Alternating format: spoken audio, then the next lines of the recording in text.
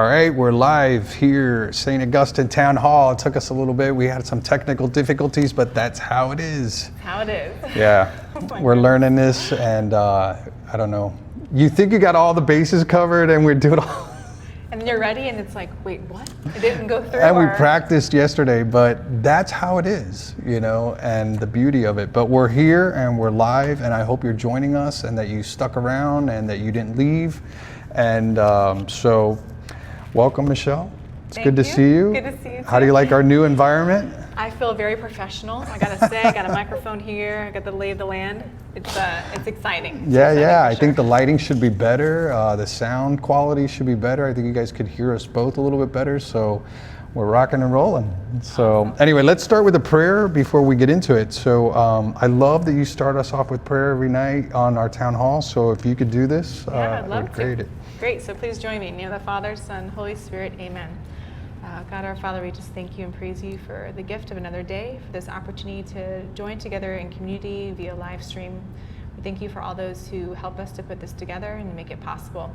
We just ask for the grace of an open heart tonight, that you would inspire us, especially in the ways that you're calling us to serve our community, even from a distance. We just pray for all those who are sick and suffering and all the needs of our parish family, that you'd continue to help us to grow in faith at home and to be grateful for all of our blessings and even the challenges. In your name we pray, amen. Amen, thank you. Good prayer. We got a lot to cover tonight. We have some great things for you, but Hilda should be joining us very shortly. And Hilda is the CEO for Camilla's House here in Miami. If you're joining us from somewhere else, she is a dynamic person. I met her a while ago. She was at St. Thomas University, and so now she's the CEO, and it's a great organization here in Miami. It does so much for assisting the homeless situation that we have here in South Florida. But she's going to be joining us, I think, now pretty soon. So, hey, Hilda, I see you. How you doing? Welcome. Hello. How you been? Good evening. Good. Busy. Excellent. Busy? Yes, quite busy. I can imagine. So, Hilda, so tell us a little bit about Camilla's House. So, it's funny how whenever there's a national story, there's always like a Florida thing, Florida connection. Yeah. I always think when I think of Miami stories, there's always a Cuba connection. And undoubtedly, there's a Cuba connection, there's always a Catholic Church connection. So here's our story. Camilla's House is actually celebrating its 60th anniversary this year. Wow. 60 years ago, then Bishop of the Diocese of Miami, Coleman Carroll, called Brother Matthias Barrett, who at that time was the head of an order called the Little Brothers of the Good Shepherd, based out of Albuquerque, New Mexico. Now, Brother Matthias was originally a Hospitaller Brother of St. John of God. That's an order that's been around since the 1600s. They run hospitals and hospices and programs all over the world in 53 countries. There's about 60,000 co-workers, lay people like me, all over the world serving that, in addition to about 1,600 brothers. So Brother Matthias had left that order, created his own order, and Coleman Carroll picked up the phone and called him and said, would you consider coming to Miami to open a soup kitchen and maybe a shelter for the Cuban exiles who were arriving from Cuba in 1960, many of them men without families. This is the first wave, and were homeless. And Brother Matthias said, absolutely, I'll come to Miami and open a shelter and soup kitchen, but not just for the Cubans, for any poor and hungry person. So 60 years later, we certainly still provide those kinds of services to homeless that are still on the street.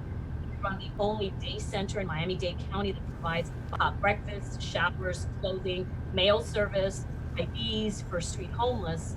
But today, we are an agency that serves 1,100 people across the county in our residential programs, way beyond the folks that we serve in our emergency shelter.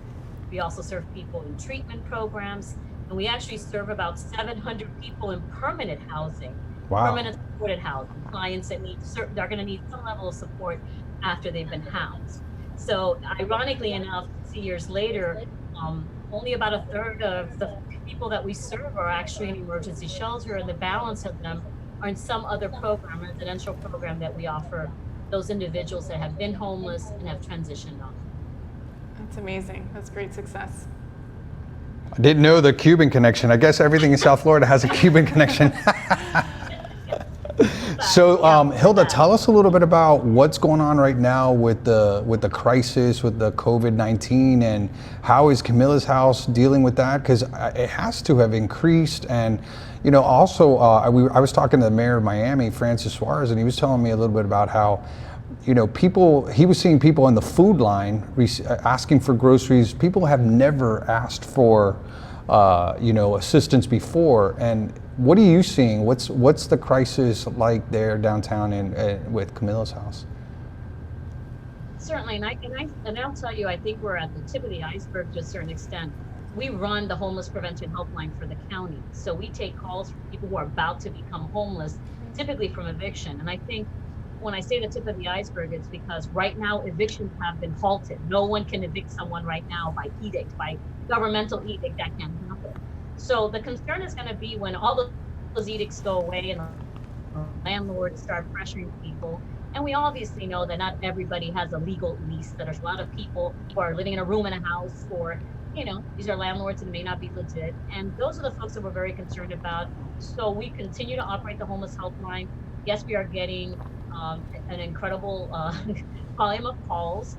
Fortunately, we're able to calm down the folks that are concerned about having been given an eviction notice that isn't legal. So we spent a lot of time explaining it has to be a legal eviction notice if they have a legal lease. Yeah. So that's one issue. But right now, you know, listen, we're safe shelter. We're a shelter, but we are a safe shelter for folks. We have 410 people in our main campus in a residential congregate living, you know, facility. And we are their safe shelter. And I can tell you, we made a decision from the very beginning that we would not stop accepting new clients into our shelter, that we would continue to accept them if they were referred. We have to screen them. We clearly don't want to bring, you know, infection into our campus, into the setting. But we know they're going to be way much safer with us inside our walls, and they're going to be out on the street when they're not eating well, when they're exposed to people that might be sick or sicker than them. So our facility is full. I mean, we've continued to take folks, and we'll continue to do it for as long as we can, and as long as we get referrals.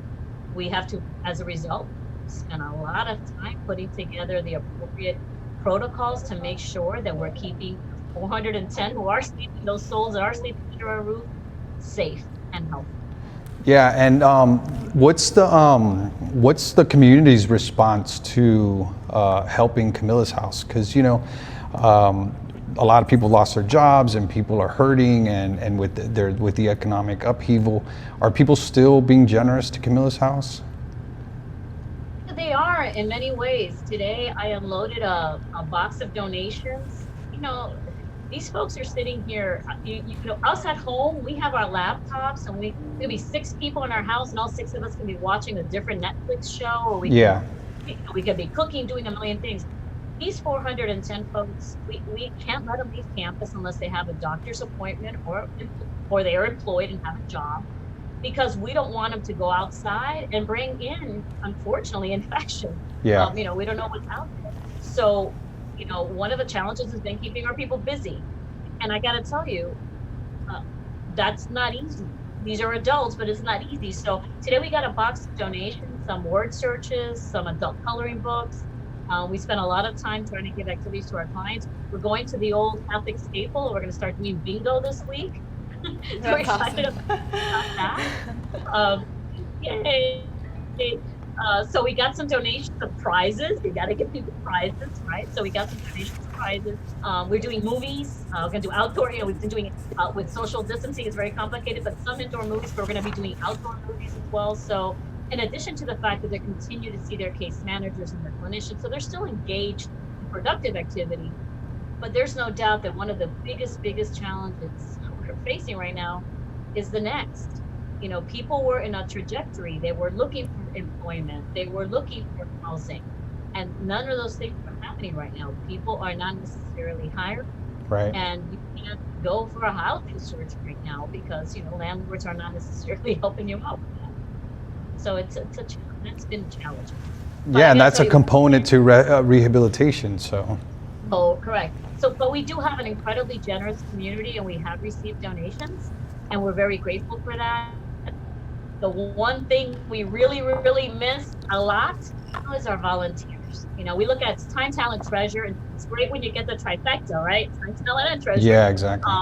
But sometimes, the value of time and talent is huge for us as well. And I'll give you an example. St. Augustine, in particular, has been coming to Camillus every Thursday for probably about 14 years now. They Wow. Wow, come that's with a amazing. group from Our Lady of the Lakes, my parish, Yeah. and they provide the lunch on Thursdays. And St. Augustine actually brings sandwiches and soup and sandwiches every Thursday, and has volunteers come and actually serve the meal on Thursdays.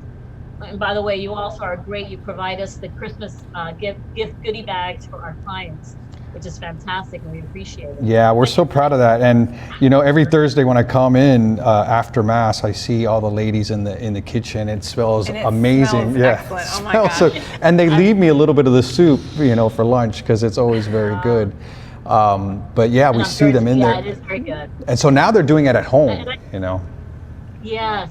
And so one of the biggest losses for us, and a challenge for us, is, people are not volunteering, and we appreciate why, by the way. We Yeah. don't want them to come in here. They got to feel safe. But let me tell you what that has meant for us. So we have lost a lot of the volunteers, in particular, to help in our dining hall at a time when we have more people eating in our dining hall than ever. Because since our clients cannot leave unless they have a doctor's appointment or already have a job, more people are eating our lunch meal and our breakfast meals on campus than ever before. And those were meals where we always had the benefit of volunteers to help serve. And the same thing on our weekends, when pretty much all the clients are here all weekend, or a lot of them are, and we have a lot of volunteer groups that come in and help us with the meal service. So our clients have picked up, they've come in there, we've got shifts going, we're working that. But that's when you really feel the loss. And it's such a great experience for our clients to interact with the volunteers that come in, whether they're working in the dining hall, our mail room, or doing something else for us. It really is great for them to interact with folks and see that folks really care, that they're not invisible. Yeah. Sounds like there's a lot of creativity going on too, to be able to not only entertain them, but make it time valuable for their own rehabilitation and formation, and making it something that they feel like they're still getting a lot from, especially all the flex time that they have, probably with one another for the first time, meeting their neighbors, all 400 of them. Yeah. Hilda, tell us a little bit about the process. How do you bring people into the system, and how do you assist them? Because some people think that it's through Camillus House has all the control and kind of figure out how to, but there's Miami Trust here too that's involved in the city. And so what's that component? How does that work? And I'm glad you asked that question, because, a lot of folks will tell folks, go to Camillus. Listen, it's okay to send them to Camillus. We have a day center and a day center lobby. And when they get there, we'll explain to them what they have to do. But in Miami-Dade, the system that's been in place has been in place now for 25 years, is designed to try to make it easier for homeless individuals to access services. So it's called like coordinated entry. It's a centralized process. You call 1-800 number. There is an agency that's hired to only do outreach, to go out into the community and bring people in, to respond to the calls that are made to the helpline, so that agencies like me or Lotus or anybody else, I don't have to be out there picking up people, because people know they have one number to call. And the people don't have to, the homeless people don't have to get frustrated that they show up here and, oh no, I don't have any bed. Now they have to walk to the rescue mission or someplace else. They call one number. Now, so those outreach workers will pick up that person and take them to wherever there's a bed available. My job, along with the job of the other emergency housing agencies, is to, on a daily basis, report to them how many beds we have vacant and available for placement. Then they get that report by 8:30 in the morning, go out there and pick up people that have been engaging and bring them to us. So if we tell them we have 5 beds, they go bring in 5 people. Now, what folks can understand that is there's a lot of need in our community. And as much as we've done an incredible job in our community, especially as compared to very large urban areas around the country, like LA or San Francisco, Seattle, and all of that, there is a greater demand than there is supply. So on an average daily basis across the entire community, there are about only 9 to 10 beds available. Wow. Placement by emergency housing programs. So they keep track of who's called, who's asking for services, so they can bring them in as beds become available. But it's still difficult, which is why I think the day centers, especially here, is very important, because they can still come in and get hot breakfast. They can stay for lunch on Tuesdays and Thursdays. They get to come in. Our homeless come in and have your sandwich, and the pasta of the day. They get to take a shower and change their clothing. It's super important, and especially for women, super important. Get IDs, get referrals to services, start engaging them while they're waiting for housing to open up, whether at Camilla's or someplace else. So, there's a lot that's been done in Miami-Dade County. I think we have an incredible system, awesome providers that provide all levels of care, not just emergency housing, that's essential for all the services that our clients do. And they do, they're very needy. They have a lot of needs, a lot of mental illness among the homeless, a lot of substance abuse, and more often than not, both at the same time. And do you have like a training program for volunteers and people that come in to Camilla's house to help? Absolutely. Yeah? Absolutely. We do have a volunteer orientation. It's not necessarily required, but we do recommend it, especially if you're going to be coming back regularly, so that you understand the clients that you're going to be seeing and serving. Because sometimes they can be rough around the edges. I mean, we're used to it because that's where we work. But for a lot of volunteers, it could be a little bit shocking when they come here. So we do an orientation for morning. One Saturday a month, we do orientation for anyone who's interested. And we certainly encourage it because it kind of gives you a better understanding of, what we do, why we do it. It's our mission. I never finished mentioning it, but about 6 years ago, we did merge back we fused back under the Hospitaller Order of St. John of God. Yeah. So we do have Hospitaller brothers here. We continue to have brothers here on campus helping with mission, helping us with our pastoral care as well, because we were considered a ministry. We're not just a provider, a nonprofit. We are a nonprofit, we are a provider, but we're actually a ministry. Hilda, what was, because it sounds like to be in the position that you're in, you have so much knowledge of the needs of the community. I don't know, how did you feel called to get involved in that? Because to be where you are right now, it sounds like there seems like there's a call within that to be able to be in your position and meet all those needs. So I gotta tell you, when I graduated from Hey, the you. That's awesome. If you would have asked me that question, I would have told you, geez, when I graduated, I'm not gonna say how long ago, it was a long time ago. If you would have asked me what I would have been doing in 2020, it would have never occurred to me that I'd be doing this. I was a telecom major, minor in English and sociology, but I'm not a social worker. I'm not a master's of social work. I'm not a clinician. I'm not any of that. But, I think things happen for a reason. I guess God guides us to certain things and certain paths in our lives.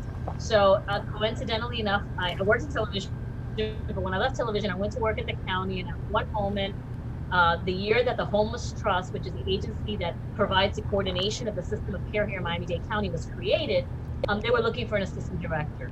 And I left communications, I was in communications, in my education, to actually go and work at the Homeless Trust. And I did that for 9 years. Then I went and did a whole bunch of other stuff. And after I did a bunch of other stuff, I was called to come back to the Homeless Trust a second time. And I did that for a couple of years.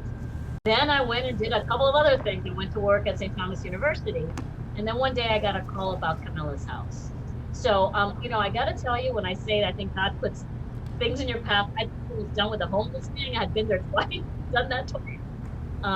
It was something I felt passionate about then, obviously why I did it twice, and feel passionate about now. And it took a lot of prayer. Sat in that chapel, the beautiful chapel of St. Anthony, Thomas University, many a day after I got the call about coming to Camilla's house, and prayed for direction from God. And I felt like it was a right move to make, to come work in a place that is just amazing and does amazing work.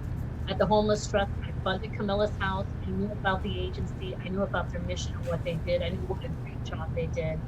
And I felt at the time that they were looking for a new executive that, I might be able to help the organization. And I really felt passionate about helping the organization and helping the homeless. So here I am again, helping the homeless. That's awesome. Which is why when I go tell little kids, high schoolers at career day, keep your options open because you never know. Just make sure you do something at the end of the day that fulfills you, makes you happy, fills your soul, and that you're passionate about it. And I'm very blessed to work with an incredible team at Camilla's House, committed people.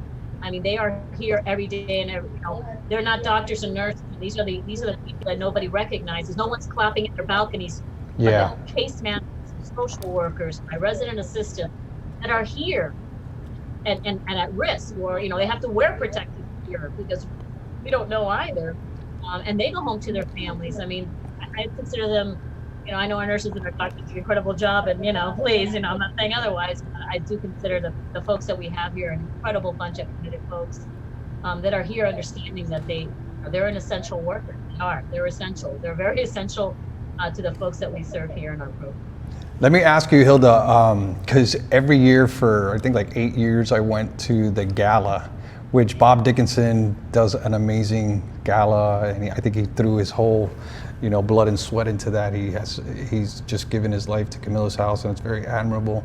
And at the gala, I always saw you guys put on such a great presentation by your clients. And one of the things that really amazed me was how you guys trained them as well to be able to go out into the world with some tools, some resources, and learning some real skills to help them move on beyond homelessness. What does that look like, the training that you guys do for your clients?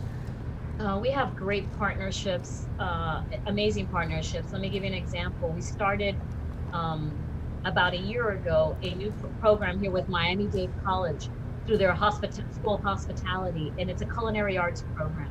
8-week program. 4 hours in the classroom, 4 hours in our kitchen. We vacate our kitchen after lunch so that we have these cohorts of students, homeless folks here in our facility, who are learning how to do everything from debone a chicken to scale a fish to identify the cuts of beef to make sauces, to be sauces and reductions and all that stuff. You look at it, Top Chef, all that stuff now. Yeah. And they graduate with a certificate. And through Career Source, we have a Career Source Center here on our campus, another great partnership. We're able to then help them become employed. Clearly a challenge right now, but I got to tell you, our partners in Miami-Dade, we're moving the classes to fully online, so we can bring in our next cohort so we don't miss a step. When this is open, those folks will be prepared, and we're going to work out how we give them the hands-on technical experience, but at a minimum, we're going to be able to take advantage of the book learning part of it so that they can proceed through the coursework and graduate another bunch of prepared folks ready to go out. We have a partnership with FIU for construction trades. We've got connections with Lindsay Hopkins, a lot of the other agencies. But what we're always looking for, Father, very important for us, is we need employers willing to hire our clients, willing to give these folks a second chance, sometimes a third chance, but another chance. Yeah. These folks are coming out of treatment, they're ready. We're not going to send someone out who isn't ready. We're not going to refer someone who isn't ready. So what we're looking for is partners in the community, folks that have a business where they would be willing to work with us, because we're going to stand behind that client. If there's ever an issue, there's a case manager, a clinician, a employment person who's going to be behind that person, making sure they can succeed. So partnerships like that help. The community can really be helpful, looking at when they have certain positions that might be appropriate for our clients, and we have clients with all skill sets, by the way. Considering bringing in someone who needs that assistance to be able to re-engage in the community, to find their own independence and be contributing members of our society again. Makes a big difference. And then let me just ask you about the Christian component. We're all called to love our neighbor, to serve the other, and to really get out and out of our comfort zone and do what the Lord asks of us, to really care for those who are in need, those who are marginalized, those who are vulnerable.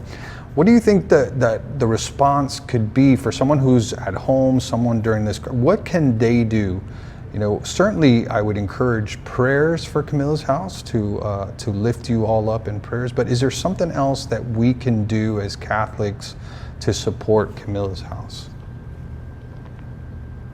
Well, yeah, definitely prayers. It would never hurt to let our clients know that someone's thinking about them, and even in this complicated day of social distancing and disinfecting everything, even a note cards, generic note cards that we can provide our clients, letting them know someone's thinking about them, sending a prayer up for them.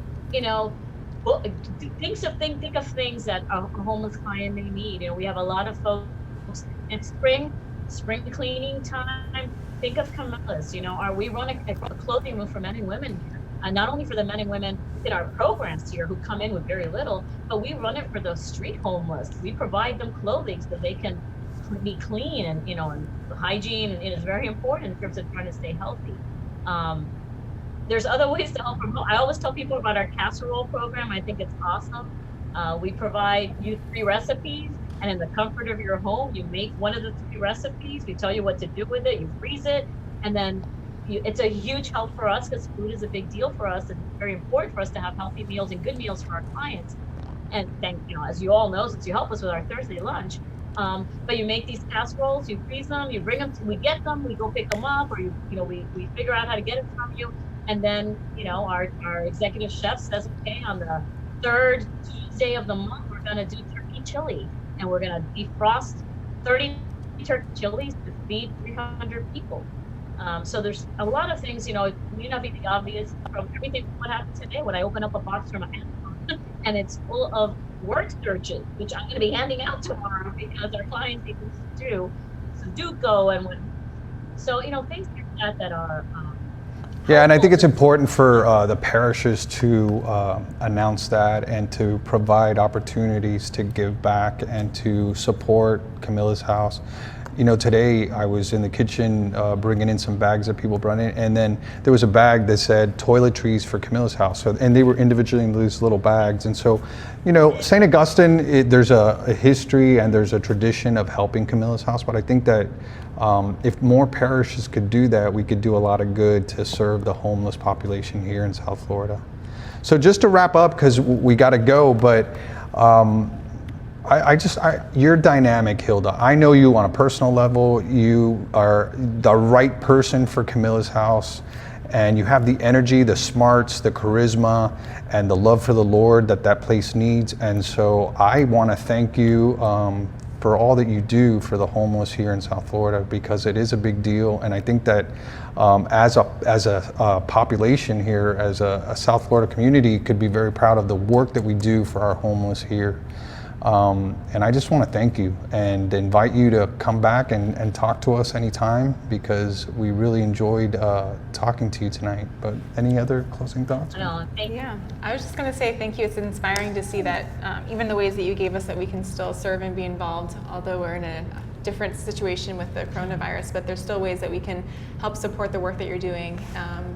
And it's encouraging also to see that you guys are taking advantage of the time that those 400 people are there with you to be able to make the best use of their time. I even think about Camilla's house being it's a spiritual foundation, and so you're offering even that, I'm sure, in different ways, to be able to offer ways for them to grow spiritually during this time. And I think that's something that you offer that's unique than other shelters that are there available. Yeah, and one of the things that I've done with Camilla's house is I've gone out to the streets. They do street ministry, and Rose Anderson, who's a friend of mine, she works there at Camilla's house, and they go out and make sure that they're taking their medicines. And actually, Rose knows a lot of these homeless folks by name, and it's just an incredible job that you guys do. And our Lazarus Project. So yeah, our Lazarus Project is amazing. I think a lot of folks just don't understand that, why are the homeless homeless? Why don't they just go in? Right. So we have a population of homeless that are still severely mentally ill. They're not capable of making a decision to accept services. I mean, that's how severely mentally ill is. And We're very blessed that Camillus operates the county's specialized outreach program for the severely mentally ill, service-resistant, chronic homeless. It's called the Lazarus Project. Wow. And it really is almost like a resurrection, what we end up doing with these clients. And it's exactly what you're saying. We go out on the field, we assess them. We have a psychiatric nurse practitioner who does a psychiatric eval. But by the way, to get to that psych eval, we're talking months. At the beginning, it might be just, having them accept water from us. But, Yeah. Eventually the team, through a trust relationship, which can take months and months and months, eventually, hopefully, is able to assess them, psychiatrically assess them, and prescribe medication, psychiatric meds. Because the truth of the matter is that with consistent and persistent use of psychiatric meds, people can stabilize and are able to then make a more, conscious decision about their future. And that has been our experience. So we go out on the street daily and provide with their little pill packs, with Tom's pill pack, and hand Tom his psychiatric meds, and if he needs blood pressure meds or whatever, to him on the street where he lives every day, so that he can stabilize, so that eventually we can have a conversation about coming into the system of care. Wow. It's an incredibly successful program. It's considered a best practice model for engaging the severely mentally ill, service-resistant homeless.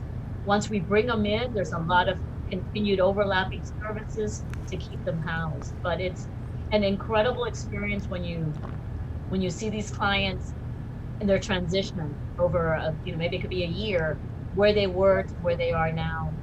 They're completely different human beings. Many of them have been able to reconnect with family that they haven't seen sometimes 10, 15 years. Wow, So that's it's incredible. really an incredible program. And how many centers does Camilla's House have? Because you guys have the So one. our main facility, Yeah. So we have our main facility. We have 9 other locations, mostly permanent supported housing, but we run programs for veterans. We run the county's residential treatment program for adult victims of human trafficking, called the Phoenix Project. Wow. We operate programs for unaccompanied homeless youth. We do substance abuse and mental health treatment, including working with the mental health court to provide jail diversion. So clients are diverted from having to go into the jail, but come here instead for treatment, because that's really what they need. So we have across the 10 facilities that we have, our main campus here, the NCL campus, off of 836 and 995, and our other 9 sites, serve 1,100 folks in residential programs daily. That includes men, women, and children. Wow. We do provide programs for families as well. Wow, But that's I gotta great. say one thing before I forget anything else, because one of your parishioners, Bob, and you mentioned him before, and that is one of the real true impacts of COVID, among the many impacts, is the concerns that nonprofits have today. And I'm not just only speaking about Camillus, but certainly for Camillus, because when this first emerged in February, we very quickly took action to make sure we were prepared to address what needed to happen to keep our clients safe and healthy, Yeah. and keep our staff safe and healthy. And that involved for us a lot. It's just that we, from the very beginning, started ordering masks, protective equipment, all of that. We took rooms here in our campus and we retrofitted them with reverse pressure and with UV lighting, so that if a client was suspected or needed to be tested because they were suspected of COVID, we could quarantine them here on site until we knew an answer to Excellent. protect the rest of the population. We bought machines to help us spray disinfect. We actually spray disinfect hallways, elevators, elevator lobbies, open areas. We spray everything down. We wipe everything off. We have a schedule. And when I say it's like around the clock, it is. We purchased ozone generators. So overnight, while our clients are sleeping, we can place them in larger rooms. And ozone generators kill germs at the molecular level. And they have to be on for about 2 hours. So we have these machines that we purchased that we move around throughout campus, all those larger gathering areas, in our dining hall, for example, to even take an extra measure of protection by cleaning a little bit more. And all of that, we did it. There was no question we were going to do it, but clearly it was an expense that we incurred. And yeah, eventually we might see FEMA money for it. Who knows when? Honestly, we just got our FEMA check a week ago for Irma, which was in September of 2017. Wow. And I'm convinced that just FEMA was trying to clean the docket, because I know they're expecting a lot more claims like this. But the bottom line is, we've had some folks that have generously supported us in the last few weeks when they talked about this, and we realized that we have needs right now because we're serving more meals. That's, as much as we get food donations, there's more food that we have to buy, more things that we have to do for our clients, more masks. Our clients wear masks every single day. There's not an option, they have to. Our staff has to be obviously properly attired, are disinfected, everything we have to buy, sanitizer, gloves. Those are expenses we're incurring. So I know that if Bob was being interviewed tonight, he'd be reminding you that yes, time, talent, and treasure. Yeah, he's good about that. Yeah. So as a nonprofit, I got to tell you, and us in particular, we appreciate anything, and people have been very kind and generous. We really do appreciate that. And I'm going to give you another example. You mentioned our gala and things that you've seen there. Well, we do 2 major fundraisers a year. The other one would have been last Friday. Our spring fundraiser, the auction, is one of the 2 ways that we have these large events to help us raise the funds to cover roughly 45% of our operating expenses. So we're not fully governmental funded or not. No, we're not. About 55% of our money comes from local, state, and federal funds, and the rest of it is generous contributions of corporations, foundations, and individuals who support us. And we moved the event, going to be May 8th. It's a virtual event, kind of like this. And it does include a live auction, kind of like what we're doing, like this. But that's just one of the ways that I think we have folks in the community helping to support us. We made the decision to continue it, change the format, but continue to have the event in a different format to try to make sure that we're able to continue to get the support that we need to continue to provide the services that our clients require. Well, thank you, Hilda. You are amazing. I just keep doing what you're doing. Count on our prayers, our support, and St. Augustine will continue to help Camilla's house. And just thank you for opening our eyes up a little bit to what the homeless situation is here in South Florida and all the good work that you guys do. So count on our prayers, and we'll be seeing you soon. Thank you so much. God bless. Have a great evening, and thank you for having us on. Take care. Good night. Wow, pretty amazing, It's huh? incredible. She Mills House lives is and like- breathes that place. I believe it. She's amazing. It's a massive production. Oh, it that is. They do. It's a big thing. Just not the main campus, but those 9 other campuses. It's incredible. Yeah. And man, you think about being stuck home with your family, but not with 400 people, I just can't imagine. I'm sure they've had to be so creative on how to make that time fruitful for them. Yeah, they maybe do as like a dance class or something. If not, you can also offer one, Father, we'll Yeah. let them know. Well, we're almost running out of time because we started late tonight. We're going to go a little bit over, but I just want to do a little bit of parish update, see some of the things that are coming up. Last night we had the RCIA confessions, and it was amazing. It worked out really well. So one of the things that we're going to do is we are going to have confessions on tomorrow night from 6 to 8. Confession 6 to 8. Here's the thing, you have to go on the website, you have to sign in for a time slot. And all the instructions are there, just your first name and what time you want. So if you want to come to confession tomorrow night, there'll be people here instructing 6-8 feet apart. We'll do the whole social distancing. You'll feel very safe. It's going to be very, very nice. We worked it out last night and it worked out pretty good. And so what we're going to do is we're going to offer on Saturday as well. So Saturday from 5 to 7, it'll be nice and cool in the evening, and you can go on the website as well and sign up for those time slots. So 5 to 7, there'll be 3 priests tomorrow and hopefully 3 priests on Saturday. So it'll keep the flow going pretty good. But confession is so important. You have been asking for it, and we got to get back to it. So I think, devised a nice system. You'll leave your car, come out, and there'll be a line. There's markers on the floor where you stand. If you've gone to Costco or any of these big stores, you're already used to standing in line and social distancing. So you'll see how well it works. So very important. Mask is required too. So Yeah. all those details are when you sign up online. The sign up is important so that we can space people out. So please don't just show up randomly. Please do RSVP online. So that we can be as safe as possible. And then, so tonight, talking about homelessness, and on Sunday after Mass, I announced about the food pantry that we have here at St. Augustine, and it's been helping a lot of people. So what they do is they put together a grocery bag to help some people. They come on Fridays, and it's been such a success. But since COVID-19 and a lot of people are losing their jobs, we have had more people come and ask for assistance. And our pantry just depleted. It's been really low. But since Sunday, a lot of you have come in and have donated cans and dry perishables, and it's been wonderful.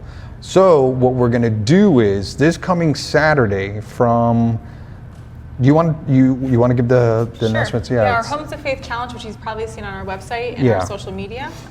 The Homes of Faith Challenge this week is to help us with our homeless outreach. So there's 2 ways to do it. One is the food pantry that Father was mentioning. And we've already gotten an amazing response of people dropping off food and bags of food. It's amazing. So to load our pantry here so that we're able to serve our local community that is reaching out to us personally here at St. Augustine asking for help. So the food pantry is one way to do it. So you can bring a bag of groceries, again, non-perishable and canned goods on Saturday to be able to drop off at the church so that our food pantry here is well stocked. And it's what time? 10 a.m. to 2 p.m. So during that time frame, you can drop off your canned foods or non-perishables. And then also you can do food pantry, or you can do our homeless outreach care packages, which is either a hygiene bag or a lunch bag. So that's a way to get your family involved to be able to make 5 or more lunch bags or hygiene bags, which is like travel shampoo, soap. There's a list of items that we recommend that are needed, and those will go to both the Missionaries of Charity and Camille's house to be able to help with their homeless outreach. And one of the things is you don't even have to get out of the car when you come on Saturday from 10 to 2. Just put it in your trunk. We'll show up. There'll be some young adults. There'll be some people that are going to be assisting. And all you do is pop your trunk. We'll take the stuff out for you. You don't even have to worry about it.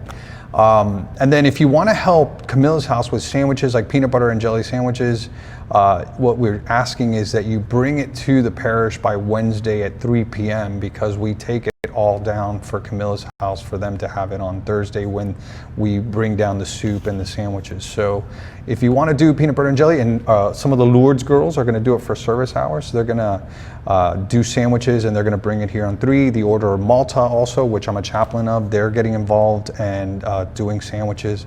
Super important. So we have the Faith in Action for the homeless ministry that we're doing this week, and that's on Saturday. So very nice.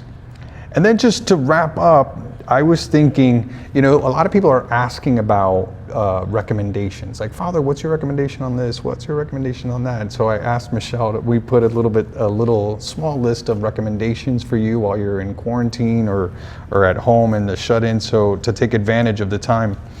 But one of the things that I was talking to my sister, and she was saying, I can't stand going to Publix because with the mask and the gloves, and she says she went to reach for something and somebody went away, and it's like a weird thing, and very awkward. Somebody was telling me today that, I think it was Marisabel was telling me that that her daughter was telling her husband that her kids are going to be looking at pictures pre-COVID-19. They're going to say, "You guys didn't go around without a mask? You actually touched somebody?" Oh my gosh. Yes, it's going to be pretty scary. But we wanted to give some recommendations for books and movie, and so if you want, I think this would be great. So I'm going to give you 2 books. One book is called The Silence of Mary. Now for the month of May, we honor Our Lady and we do prayers. So this is a great book. It's by Ignacio Laranga, and you can find it on Amazon. You can find it anywhere, but it's a great little book, and so I would recommend that. And then a great book that I would recommend too is He Leadeth Me. Have you read that by Father Walter Sisik? He was a Jesuit, and he was in prison in Russia for 23 years. And he writes his whole story about how it was as a Catholic priest to be in such a horrible conditions. And it's called He Leadeth Me by Walter Sisik. And I remember, it's a great book. And I remember when Chris Foster, may he rest in peace, just a great guy, a daily parishioner who died now on January 4th. This Monday is 4 months, I can't believe it. we became really great friends, and we'd share books and stuff. And actually, I gave him my book with all the, all the writings inside. And when he was doing chemo and stuff, he would take the book and he read it, and he loved it, and we would talk about it. And even his daughter now just finished the book. But it's a great book. He leadeth me. His cause for canonization's up in 2012. So. Oh wow, that's awesome. Yeah. Any Great. books that you recommend? There's about 500 that I recommend, but I narrowed it down to 3 for tonight, and I brought them because they were in my bookshelf. I wanted to just recommend, this is a very old book from Ralph Martin, since we heard from him recently. Oh yeah. So he has like a book that I recommend that's called The Fulfillment of All Desire, but it's like 5 of these or more. They're really Yeah. thick, so I picked a small one. And this is called Call to Holiness. It's a very practical and easy read of like kind of the basics of really living out that call to holiness in whatever state in life you are in. And then these are 2 that I thought have been very impactful in my life, and they're great reads because at the end they have reflection questions and small group questions. So you can read them with a friend or by yourself. And this is Loved as I Am by Sister Miriam, a book on healing and conversion. It's amazing. And then Christopher West, his book called Love is Patient But I'm Not. And I thought this might be really relatable right now with all the families at home. So again, this one has kind of a reflection questions at the end and things to take to prayer. And it's very short read, and it's a great one to do, especially with your spouse maybe. And you can laugh together at how you'll probably relate to a lot of things he's talking about, especially at home life right now. So those are 3 of my books. Excellent. And we'll make sure if we'll Ralph post Martin them. is watching, because I know his wife follows us, I'm glad you mentioned one of his books. Yeah, of course. I mentioned 2 of his. I only brought You would one. think his student would, but I'm glad you shared that. And then I'm going to recommend 3 movies, all right? Because everybody's home, they're watching Netflix, they're watching different things. There's only so much TV you can watch, but these are 3 good movies that I would recommend. One is Babette's Feast from 1987. Have you ever seen Babette's Feast? Mm-mm. Oh, you got to see it. It's a Eucharistic movie. Like there's a whole theme about the Eucharist. You got to see it. Awesome. And then there's a movie that I did a paper on when I was at St. John Vianney. It's called Central Station. It is a Brazilian movie, which Paula is here. She's Brazilian. She's part of our team.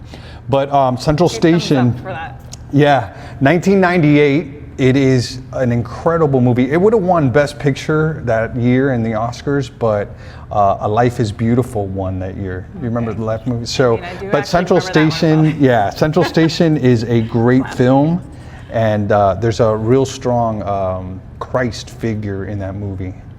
And then the third, which is a classic, and just the music, the scenery, it's an amazing movie, is The Mission. I've seen that one. You've seen that one, okay. Jesuits, Robert De right? Niro stars as a So Jesuit good. missionary in South America. His whole, how they, the missionaries were evangelizing. And powerful, powerful movie. So those 3, Babette's Feast, Central Station, and The Mission. The Mission, I was recommended to watch that in college actually because I was struggling with forgiving myself. And so they told me to watch The Mission. And that movie actually was excellent in learning what they meant when they said, you should watch this movie. And I think you'll understand how to let go and let God forgive you and let you forgive yourself. That's beautiful. That's awesome. Mission, very good. And So do you have any movies? I have 2. Uh-huh. They're more recent. One is called I Can Only Imagine, and it actually is about the song I Can Only Imagine, which you've probably heard either on the radio or even here. Mercy Me, right? Mercy Me, yeah. So it's kind of on the story of his life and how that song came about. Oh, I got to see Very that. powerful story of the search for a father's love. So it's very moving. You'll probably cry, basically. So get the tissue box ready. And then the other one that you've probably heard of the book. It's called Case for Christ.